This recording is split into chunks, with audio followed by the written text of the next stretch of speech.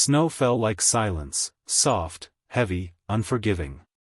I pulled up to the curb too fast. Tires skidded, heart pounded. There he was. Standing in the white, coat unzipped, hands bare. Not crying. Just waiting. A balloon, red once, sagged on the iron fence beside him, tethered by a piece of string that looked too thin for the weight. In one hand, he held a drawing, a cake, 5 candles, 2 stick figures. He looked at me and said, "I didn't know if you were ever coming." And just like that, the snow felt colder. The door creaked open with the kind of quiet that felt like guilt. I carried him in, his arms cold and weightless around my neck. Inside, the house breathed nothing, no warmth, no scent, no celebration. Just air that hadn't moved in days. I knelt to take off his soaked shoes. His socks were thin, damp. One of them had a hole at the toe. He didn't speak. Just looked past me, toward the window, where snow clung like regret. I lit the heater. It groaned to life. Too little, too late. There were reminders everywhere. Streamers that hadn't been hung. A gift bag still folded flat. A cake mix box untouched on the counter, the kind with cartoon balloons and confetti on it. I saw the clock. Nearly midnight. I was still late. My duffel hit the floor with a thud I didn't feel. In my mind, I was still there, sandstorms, static radios, broken sleep. Orders barked, coordinates checked, promises postponed. "I'll be home this time," I'd told him over the sat phone. "This birthday, I'll be there." He didn't say anything back then, just nodded. I remember the image froze right before the call dropped, his face, small and still. Now he was sitting on the couch, knees pulled to his chest, watching the space where candles should have been.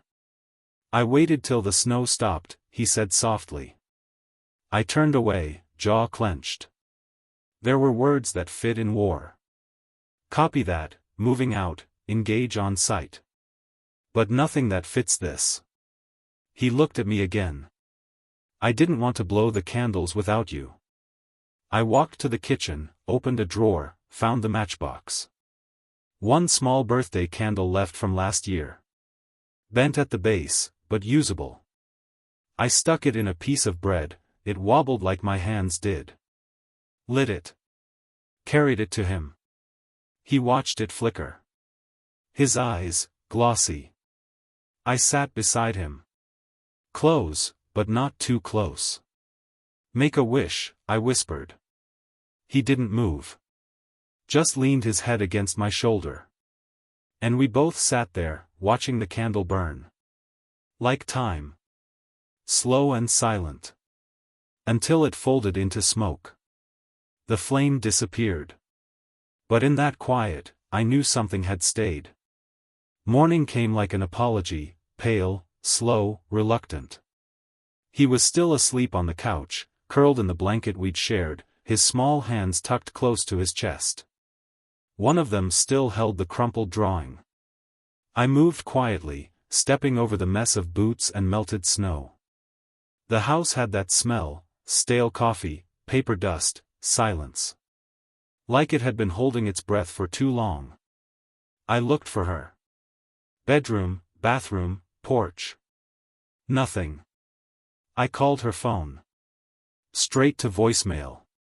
Then I saw it, on the kitchen table beneath a layer of unopened mail.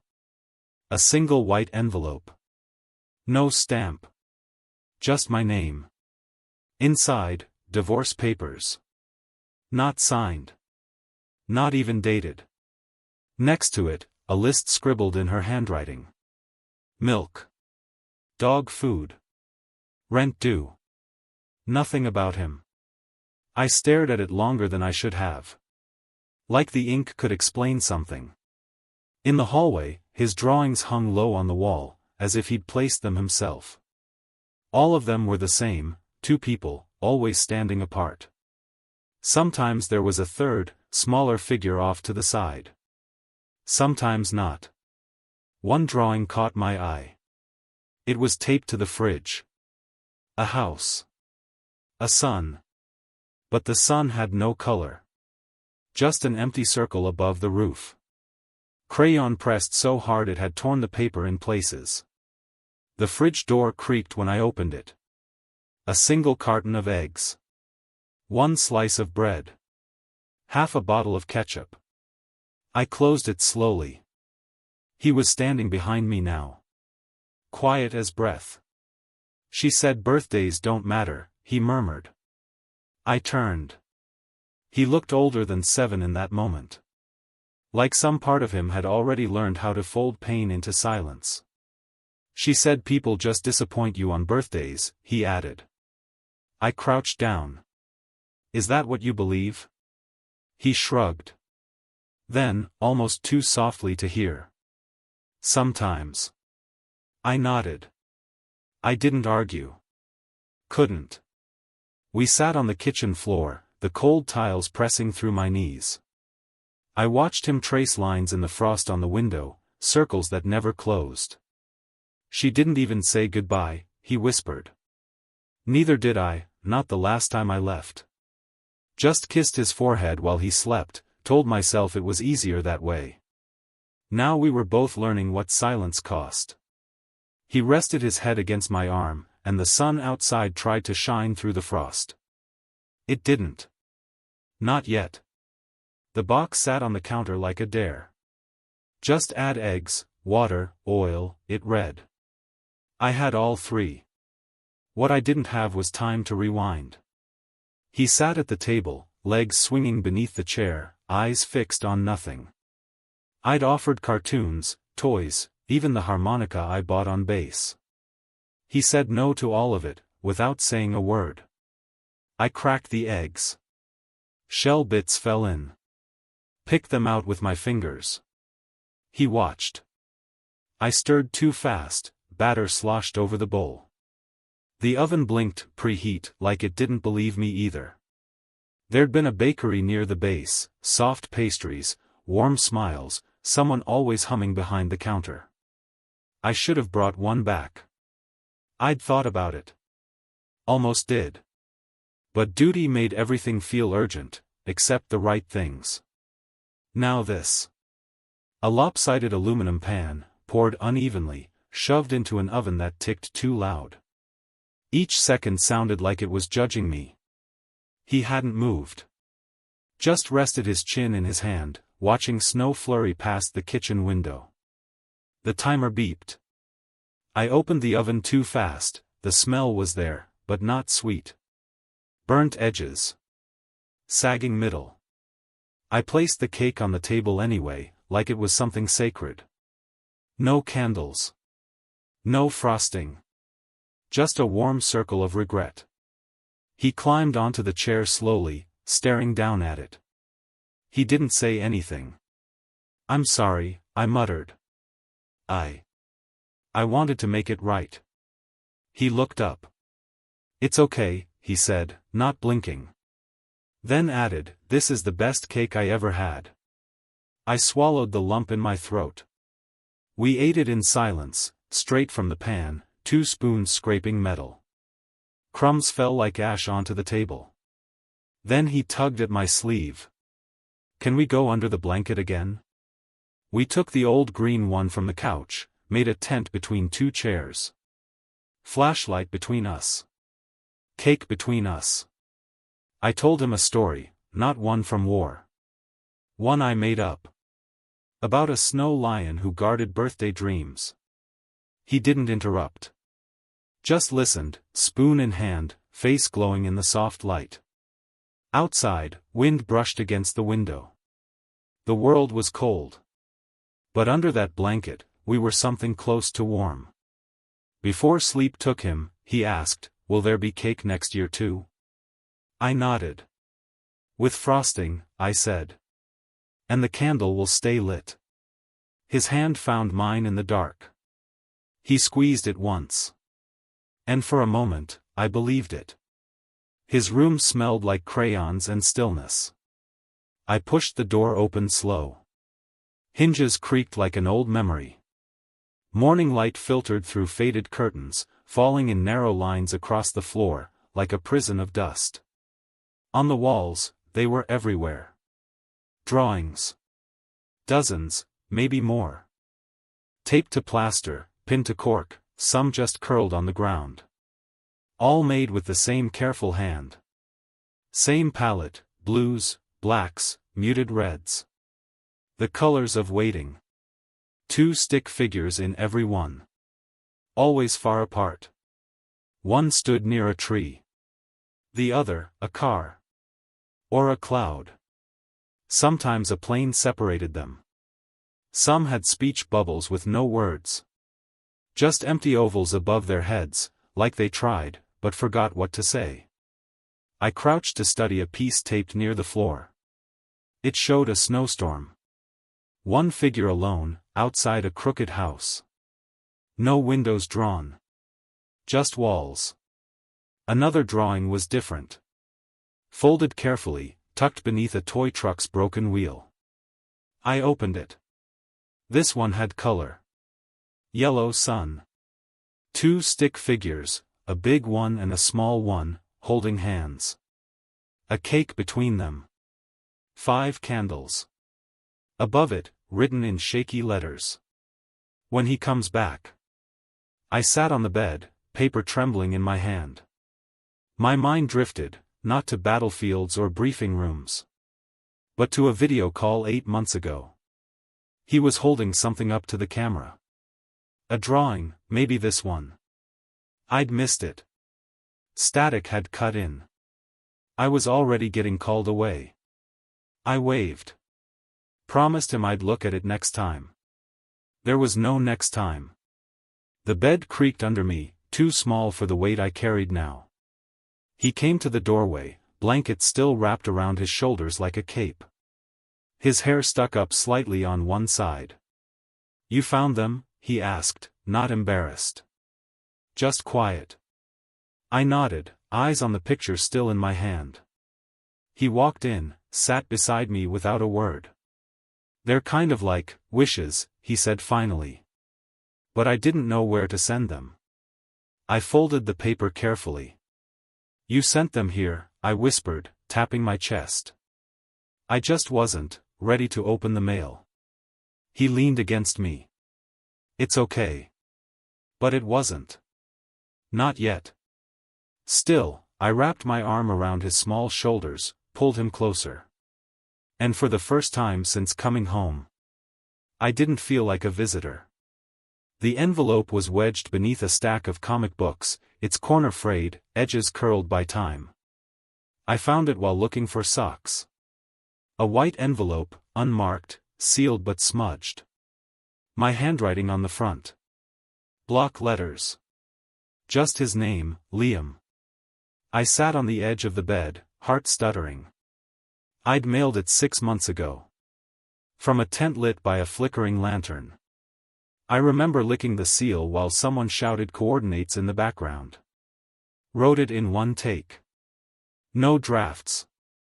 Just a rushed promise from 1,000 miles away. He hadn't opened it. I turned the envelope over in my hands like it might explain itself. He was in the kitchen, humming softly. Probably trying to make toast again. I heard the click of the toaster, the hopeful pop. When he returned, crumbs on his fingers, I held out the card. "You never opened this," I said gently. He stared at it. Didn't reach for it. "I didn't want it to be a lie," he murmured. I blinked. "I thought if I didn't open it," he continued, "you'd still be on your way. Still coming. Not late. Not gone." I opened it for him. My fingers shook. Inside, a birthday card with a dinosaur on the front. I'd picked it because he loved them when he was 4. Maybe he still did. I wasn't sure anymore.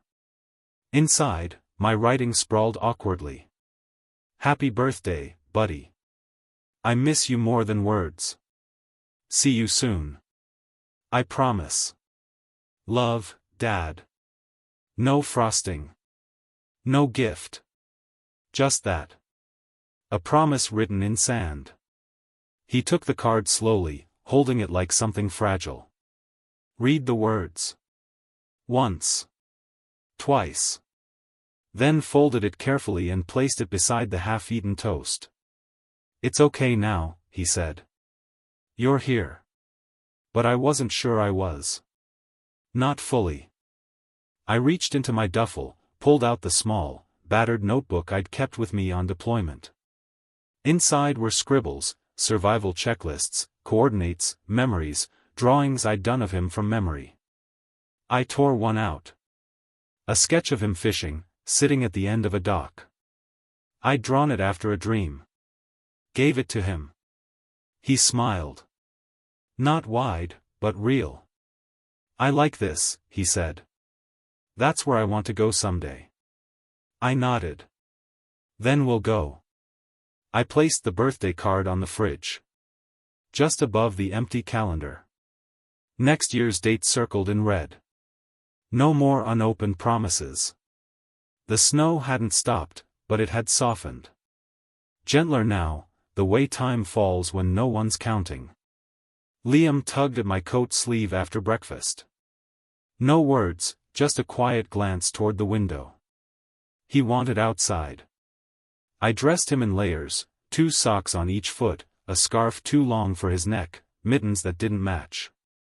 He looked like a bundle of laundry with eyes. But he smiled. First real smile. We stepped into the yard, the snow crisp underfoot. The air bit gently, not angry, just honest. Without speaking, we started rolling snow. Wet and heavy. Perfect for shaping. He made the base. I did the middle. We worked side by side, our breath visible in short puffs. When it came time for the head, he stood still, watching me. Then he said, "Make it look like you." I raised an eyebrow. Me? He nodded, serious. A soldier one. Like the pictures. I chuckled, started sculpting. Pressed the snow carefully, smoothed it where I could. Gave it shoulders. A straight back. He ran inside and came back holding my old patrol cap, still dusty from travel. We placed it on top, just a little crooked. Then he found 2 sticks for arms and stuck them wide. "It's guarding us," he said softly. I looked down at him. He wasn't pretending. This wasn't a game. This was his fortress. His protector made of snow. A figure that wouldn't leave in the middle of the night or vanish behind static screens. Just then, the wind picked up. His scarf flapped like a flag. He turned to me, cheeks pink, eyes squinting from the brightness. "Did you have one like this when you were little?" I nodded. "My dad and I built one once. He said it would watch the house while we slept." "Did it?" "Every night," I said. "Even when it melted." Liam didn't respond. He just walked over to the snowman and touched its side. His mitten pressed into the cold. Then, without warning, he took a small handful of snow and gently touched it to my cheek.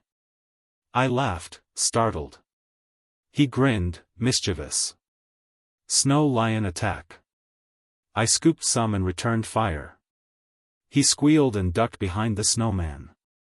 For 10 minutes, the world was just that, laughter, soft impacts, footprints carved into memory. When we finally collapsed onto the porch steps, breathless and red-faced, he leaned into me. "I think it's working," he whispered. "What is?" "The snowman. I don't feel so cold now." I looked out at the crooked soldier of snow, cap tilting in the breeze. Neither did I. The fire crackled low, like it, too, was trying not to speak too loudly. We sat cross-legged on the floor, the glow washing our faces in flickers of gold and shadow. Liam's blanket fort had collapsed hours ago, but he didn't seem to mind. He was tracing shapes into the hardwood with a flashlight, circles, stars, the outline of a house. He hadn't said much since dinner. I handed him a mug of warm milk. He didn't drink it. Just held it, staring into the steam. "Did you ever get scared, out there?" he asked quietly. I looked at him. He wasn't looking back. "Yeah," I said. "Sometimes." He nodded. That wasn't the question. I knew that. His thumb rubbed the handle of the mug slowly, rhythmically. Then, almost inaudibly. "Why did you go instead of staying with me?" The question fell between us like glass. I didn't answer at first. The fire popped, and in my chest something caved. I could have said, duty. I could have said, orders, or mission. But he didn't care about war. He cared about absence. I took a breath, but it caught halfway. "I thought I was protecting you," I whispered. "I thought if I went, did the right thing, the world would be safer for you." He turned toward me now. Eyes wide, not angry. Just open.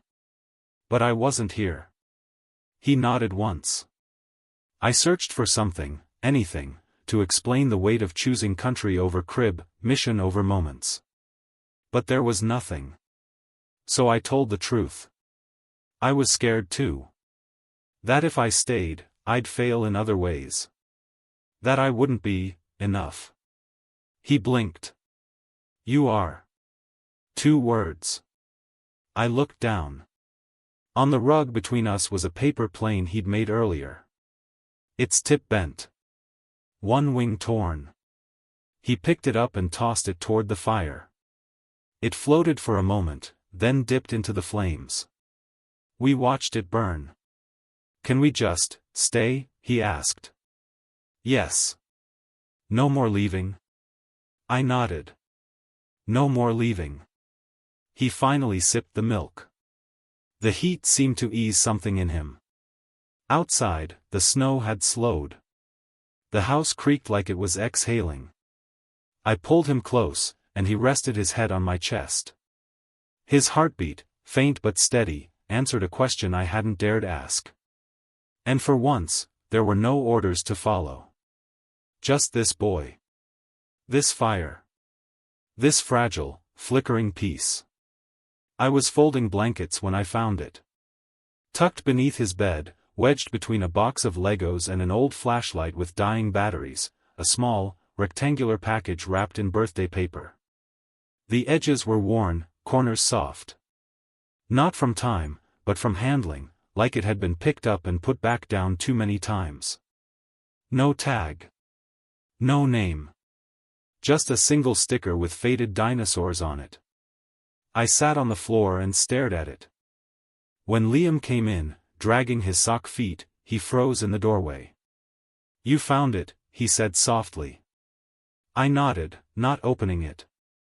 He walked over and sat beside me, knees pulled in. "It was for you," he whispered. But I didn't know when to give it. I held it gently, unsure if I deserved to open it now. "Can I?" He nodded. I peeled the paper carefully, slower than I'd ever opened anything.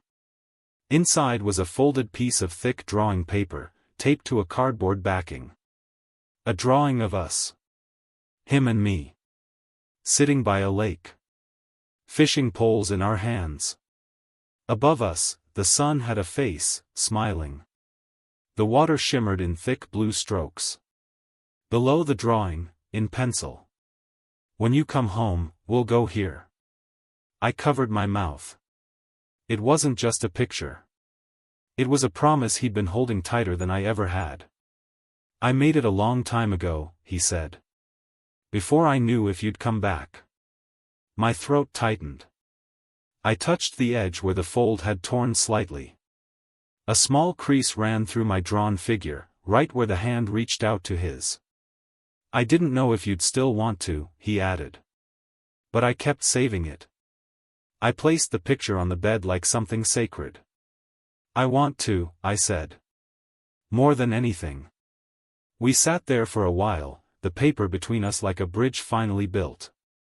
Then I leaned down, kissed the edge of the drawing, right where our hands met.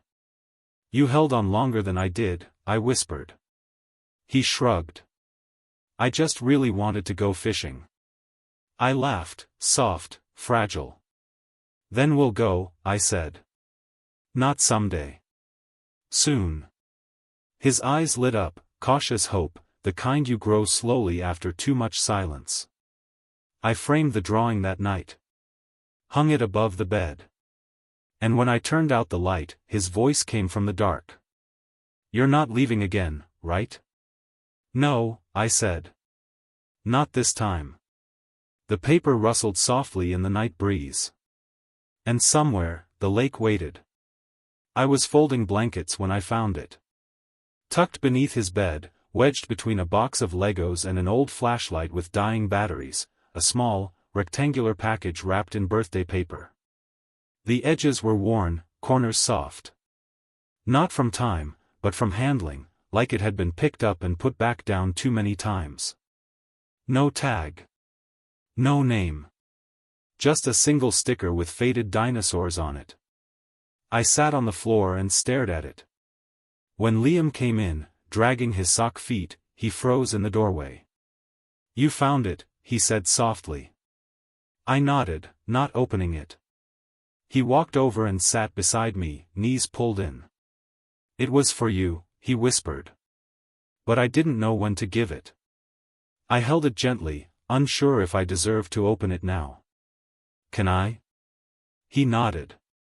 I peeled the paper carefully, slower than I'd ever opened anything. Inside was a folded piece of thick drawing paper, taped to a cardboard backing.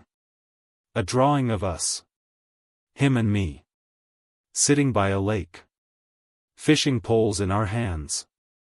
Above us, the sun had a face, smiling. The water shimmered in thick blue strokes.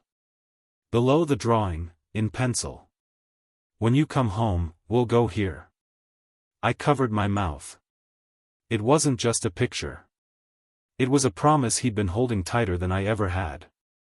I made it a long time ago, he said. Before I knew if you'd come back. My throat tightened. I touched the edge where the fold had torn slightly. A small crease ran through my drawn figure, right where the hand reached out to his. I didn't know if you'd still want to, he added. But I kept saving it. I placed the picture on the bed like something sacred. I want to, I said. More than anything. We sat there for a while, the paper between us like a bridge finally built. Then I leaned down, kissed the edge of the drawing, right where our hands met. You held on longer than I did, I whispered.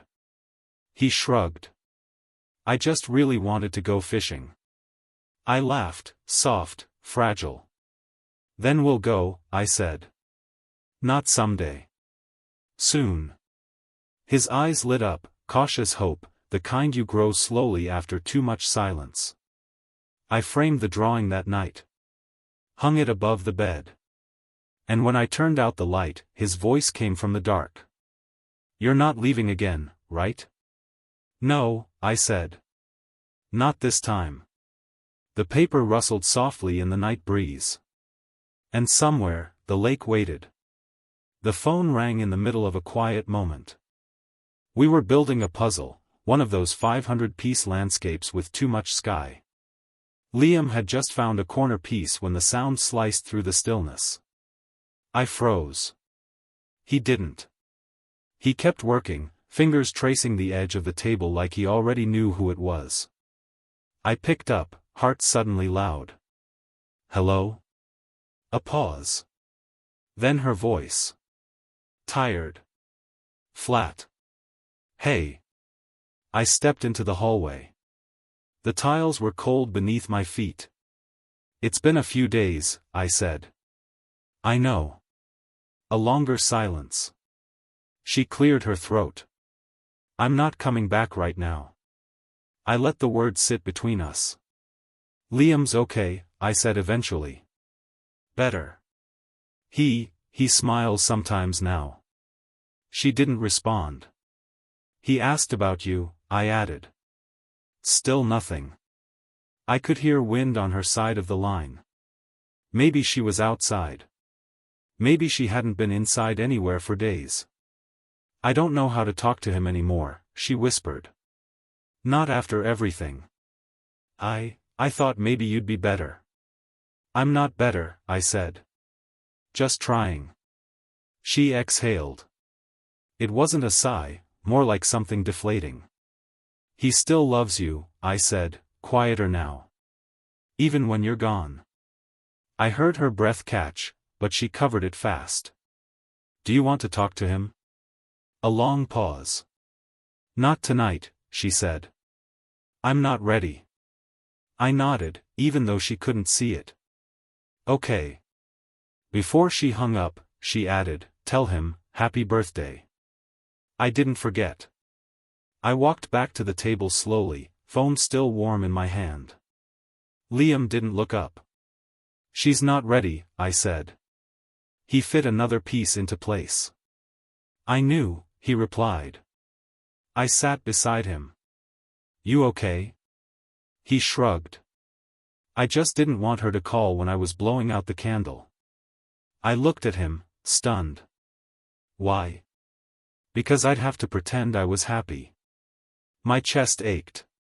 He placed the final sky piece, a sliver of blue above painted mountains. I like it better when it's just quiet, he said, then looked at me. With you. We sat in that quiet. Outside, snow had melted into slush. The streetlights hummed gently. I didn't try to fix it, didn't fill the space with words. Instead, I reached into the kitchen drawer, pulled out a thumbtack, and pinned the puzzle to a corkboard. Pressed flat, whole, nothing missing. Let's keep it like this, I said. He smiled. Small. Real. And in that moment, the silence felt like something we both chose.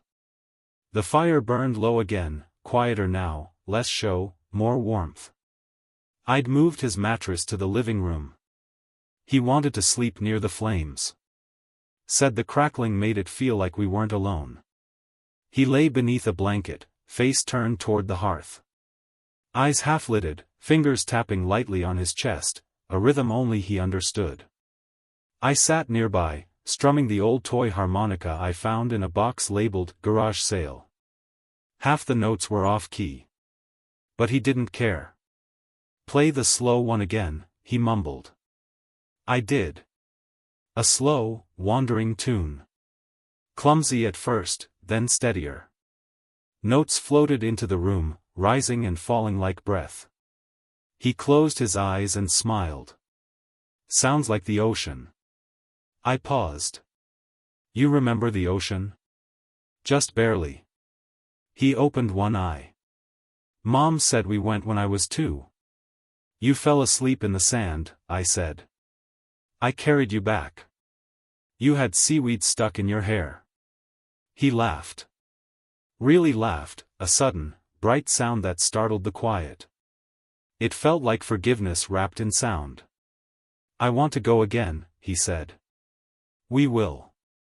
He shifted onto his side, watching the firelight flicker across the ceiling. I used to think you were mad at me, he said softly. My chest tightened. Why would I be mad at you? He shrugged. Because you left. So I thought, maybe I did something. I set the harmonica down. Got on the floor beside him. Leaned close. You didn't do anything wrong.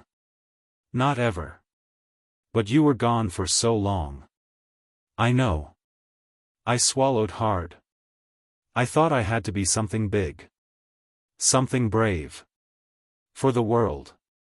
But the bravest thing I've ever had to do, is sit here and admit I was wrong. His fingers stopped tapping. The fire cracked. Wood split gently. He didn't answer. Just reached out, pulled my arm across him.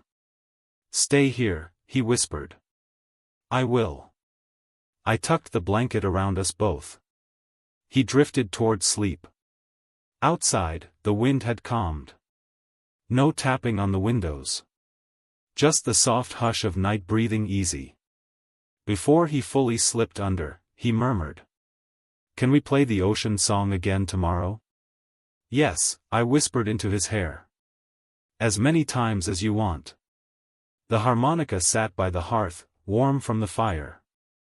And for the first time in months, the quiet felt earned. We built it just after breakfast. Chairs dragged into a circle, blankets draped across them like sails on a ship no one else could see.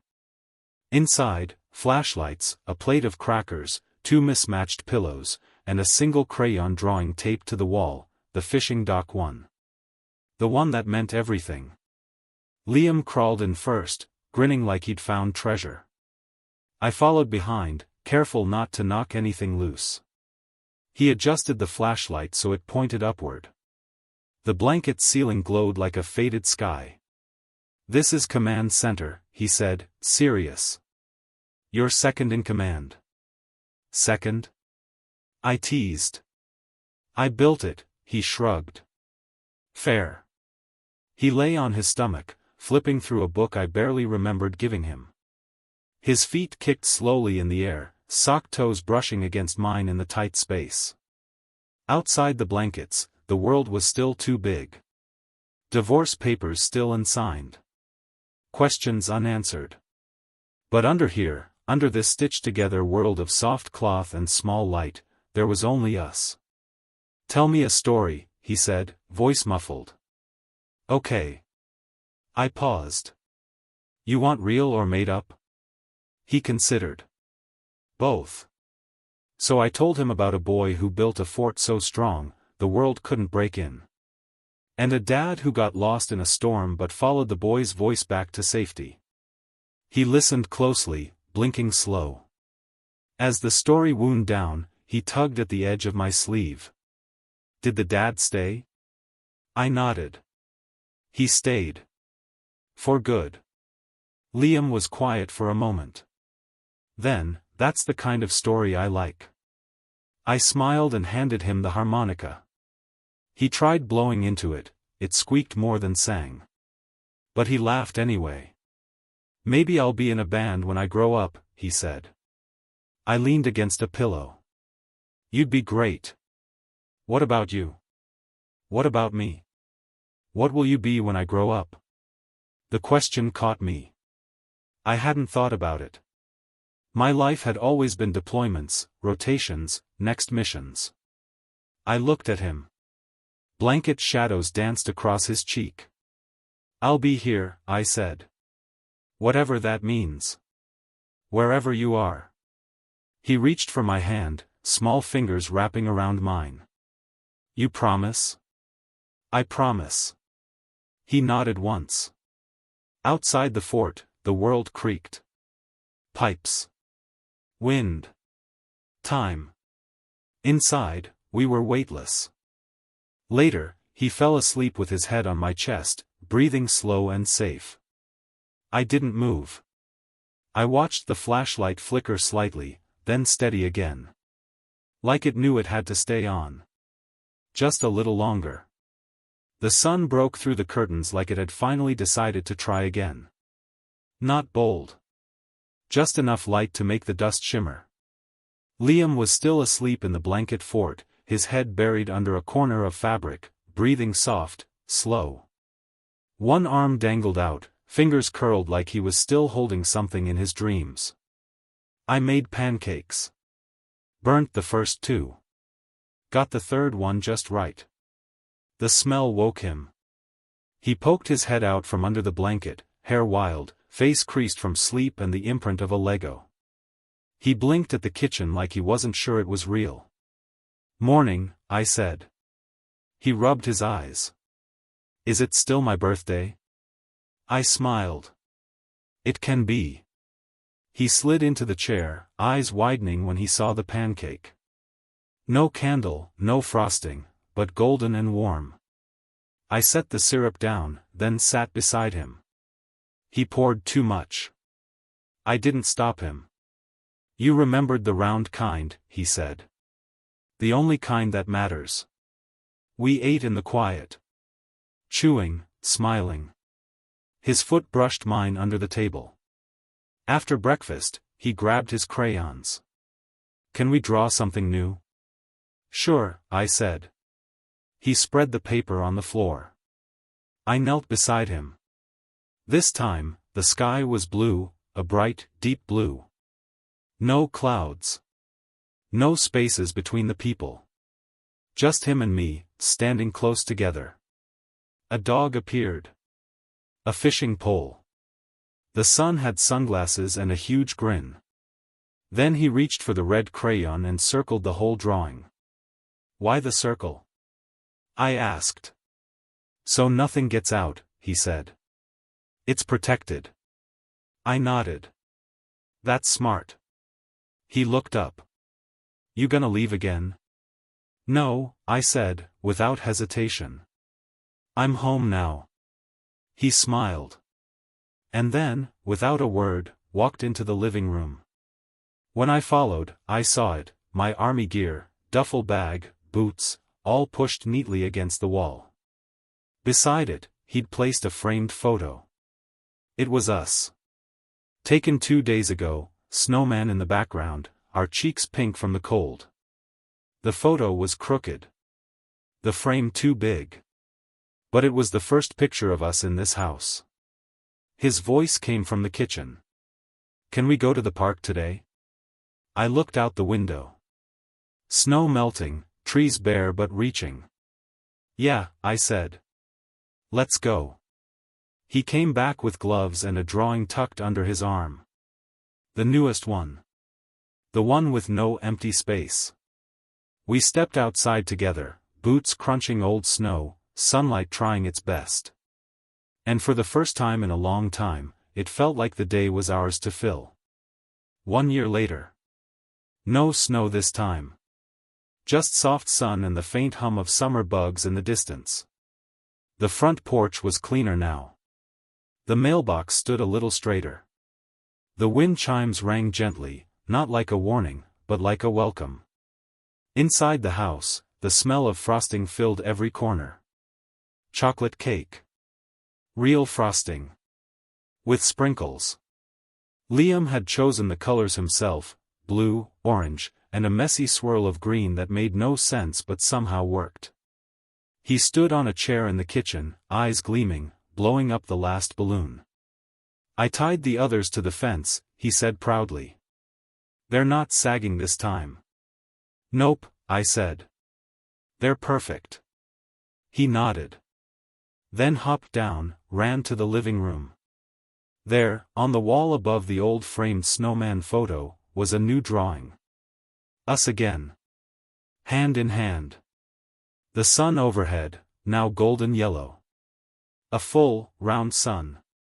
Underneath, in careful crayon letters. This time, he came early. He turned to me. You're not going anywhere, right? Not this year, I said. Not any year.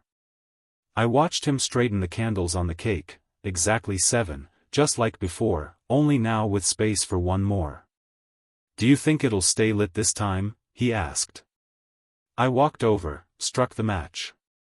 Shielded the tiny flame as I lowered it.